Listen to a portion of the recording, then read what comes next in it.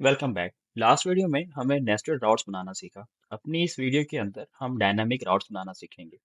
Dynamic routes हम बनाते क्यों हैं, उसका पर्पस क्या है, पहले वो डिस्कस करते हैं।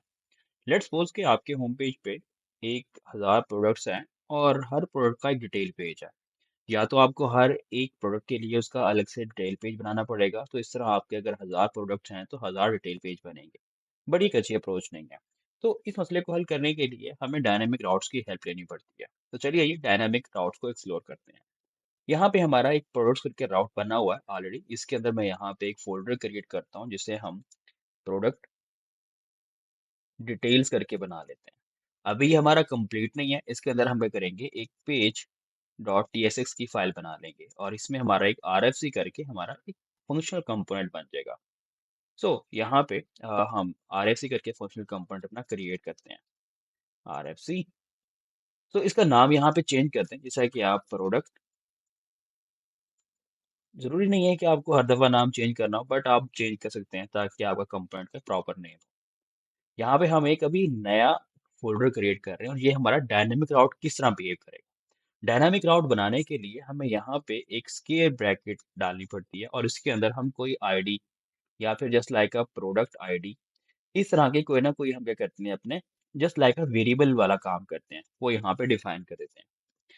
सो इसके अंदर क्या करते हैं, अभी हम एक पेज डॉट tsx करके बनाते हैं और इसे भी rfc करके एक फंक्शनल कंपोनेंट यहाँ पे क्रिएट करते हैं। डायनामिक प्रोडक्ट पेज, इसका हमने नाम रख लिया। अब ये काम कैसे करेगा। लेट्स सपोज कि जब भी हम प्रो डिटेल को हिट करेंगे तो उसके बाद अगर हमने कोई आईडी पास कर दी उसके यूआरएल में, तो हमारा ये वाला पेज हिट होगा। ठीक है। तो अभी अपने हम ब्राउजर पे चलते हैं और हमारी ऐप ऑलरेडी रन है लोकल होस्ट 3000 पे।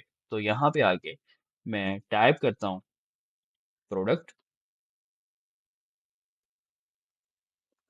प्रोडक्ट्स स्लैश प्रो डिटेल्स और यहाँ पे मैंने 1 2 पास करते हैं। लेट्स सपोज ये 1 2 जो है ये वो प्रोडक्ट आईडी है जो भी हम किसी टेल की हम नेविगेट करने के लिए पास कर रहे होंगे। तो जैसे ही मैं इस राउट को हिट करता हूँ तो हमारा जो प्रोडक्ट डिटेल जो हमने डायनामिक बनाया वो यहाँ पे डायनामिक पेज राउट हो गया। नेक्स्ट केस ये है कि लेट्स सपोज कि मुझे कहीं यूज केस में ये मुझे आईडी चाहिए। अब मैं आईडी को किस तरह गेट कर सकता हूँ, तो इसको गेट करके देखते हैं। तो अभी मैं अपनी ऐप में हूँ जहाँ पे हमारा डायनामिक का जो पेज है वो राउट हो यहाँ पे रेंडर होगा। तो यहाँ पे रहते हुए हम एक क्या करते हैं, कॉन्स्ट करके एक वेरिएबल क्रिएट करते हैं जिसे मैं नाम देता हूँ प्रोडक्ट आईडी का। और यहाँ पे हम एक हुक यूज करेंगे जो कि यूज पैरम्स करके है।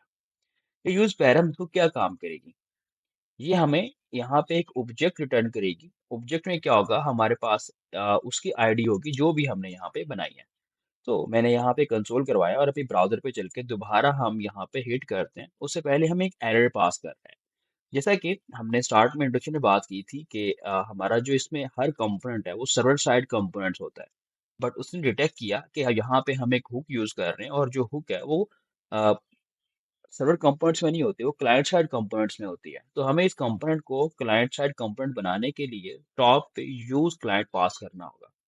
सो अभी हमारी ऐप यहाँ पे रन हो रही है और हम यहाँ पे इंस्पेक्ट करके डेवलपमेंट टूल में आते हैं और अपने कंसोल के सेक्शन में आते हैं।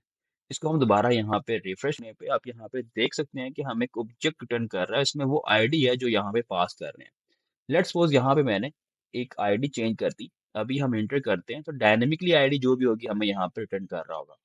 तो ये हमें एक ऑब्जेक्ट यहाँ पे दे रहा है जिसमें प्रोडक्ट आईडी करके एक की वैल्यू मिल रहा है। तो यहाँ बजाय हम वेरिएबल बनाए, मैं यहाँ पे एक ऑब्जेक्ट लेता हूँ और उसको डीस्ट्रक्चर कर लेता हूँ उस ऑब्जेक्ट से। सो अभी हमें डायरेक्टली ऑब्जेक्ट के बजाय वो आईडी रिटर्न कर रहा होगा। तो इस तरह से हम डायनामिक कंपोनेंट्स बना सकते हैं। डायनामिक हमारे जो पेजेस हैं वो रेंडर हो रहे हो।